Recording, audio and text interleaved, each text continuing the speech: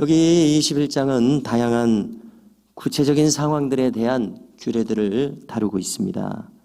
그래서 이 내용을 요약하자면, 첫째, 범인을 알 수 없는 피살자가 발견된 경우에 대해서; 둘째로, 포로로 잡힌 여성과 결혼하는 문제에 대해서; 셋째, 장자 상속의 문제에 대해서; 넷째, 패역한 아들에 대한 규정을 다루고; 다섯째, 나무에 달린 자, 즉 십자가와 같은 극형에 처하여진 자에 대한 규정들을 다루고 있습니다.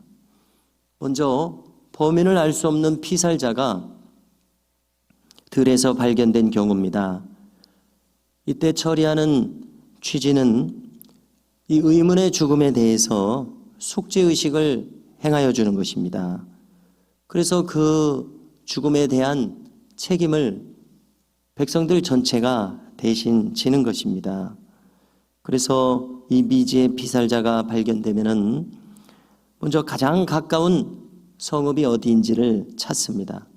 그 다음에 그 성읍의 책임자들이 속죄의식을 치러줍니다. 이때의 희생제물은 암송아지입니다. 송아지의 목을 꺾으라고 합니다. 레위지파 제사장들이 이 자리에 함께합니다. 그리고 그 성읍의 장로들은 다음과 같이 기도해야 합니다. 8절에 있습니다.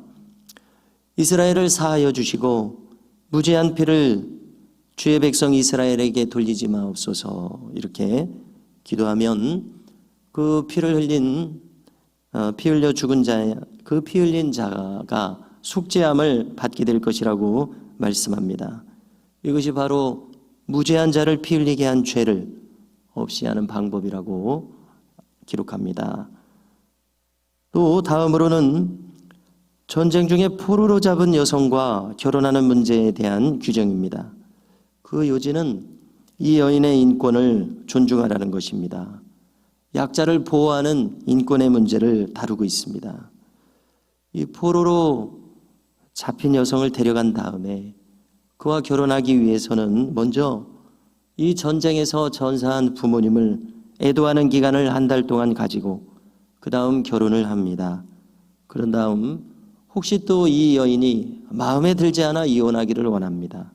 그러면은 이혼 증서를 써줘서 그를 함부로 매매하거나 그대로 인권이 보장되지 않은 채로 버림받지 않도록 하라는 것입니다. 또 이제 버리는 마당에 종으로 생각해서 함부로 대하지 말라는 겁니다. 자유인으로서 풀어주며 한마디로 그 인권을 보장해 주라는 것을 규정하고 있습니다. 다음 규정은 장자의 상속 규정입니다. 이 경우는 대단히 특별한 상황으로 이해가 됩니다. 그에게 만일 아내가 둘이 있을 때에 장자를 낳은 아내는 남편의 사랑을 받지 못하고 반대로 장자를 낳지 못한 여인은 남편의 사랑을 받는 경우입니다. 이때 남편이 엄연히 먼저 낳은 장자를 도외시해서는 안 됩니다. 자신이 실제로 사랑하는 여인의 자식을 우대해서, 예를 들어서 그가 차자일 것 아닙니까? 그에게 장자의 몫을 상속하면 안 됩니다.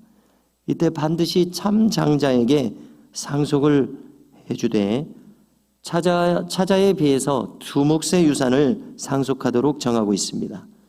즉 유산이 있다면 그 유산의 3분의 2가 장자의 몫입니다. 차자의 몫은 3분의 1입니다. 이렇게 구체적으로 규정하고 참 장자의 권리를 보호하고 있습니다. 다음 규정은 패역한 자식에 대한 규정입니다. 18절에 보면은 어떤 완악하고 패역한 아들이 있을 때에 그가 부모의 말을 순종하지 않습니다. 부모의 징계도 따르지 않습니다. 이때 부모들은 그를 끌고 성읍 장로들에게 나아가라는 겁니다. 이 말은 성읍 장로들이란 재판을 주재하는 분들에게 재판정을 말하는 것입니다. 재판정에 데려가라는 것입니다. 부모는 자식을 고발하기를 이 자식은 완악하고 패역하여 우리의 말을 듣지 아니하고 방탕하며 술에 잠긴 자라. 이와 같은 내용을 고발합니다. 그러면 이 패역한 아들에 대한 형벌이 가해집니다. 그것은 성읍의 모든 사람들이 그를 돌로 쳐 죽이라는 것입니다. 이것은 무엇을 의미하겠습니까? 이것은 하나님이 택한 이스라엘 백성 중에 결코 허용할 수 없는 일이라는 의미죠. 그래서 이렇게 하는 목적은 온 백성에게 경계로 삼아 이러한 악을 백성들 중에서 제하도록 하는 것이 그 목적입니다. 마지막으로 나무에 달려서 처형당한 시신에 대한 규례입니다. 나무에 달려서 처형을 당할 정도면은 이렇게 극형으로 다스려질 경우에는 중범죄자일 가능성이 높습니다. 그래서 나무에 매달아 놓는 이유는 이와 같은 중범죄에 대한 경계를 삼기 위한 것이죠. 그래서 그를 매달아 놓는데 그 다음에 그것을 과도한 것을 제한하는 것입니다. 그 시신을 밤새도록 그 나무에 두어서는 안 된다고 합니다.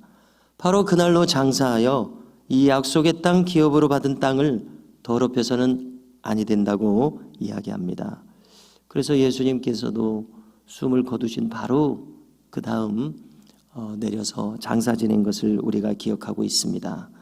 이렇게 다양한 상황에 대한 윤리들을 다루고 있습니다. 이 취지들을 다시 간추리면은 어떤 의문사에 대해서 공동체의 책임을 부과하고 있고 약자의 인권을 보호하고 있으며 장자의 권리를 보호하고 폐륜적인 아들은 엄벌하는 등의 목적이 여기에 있습니다.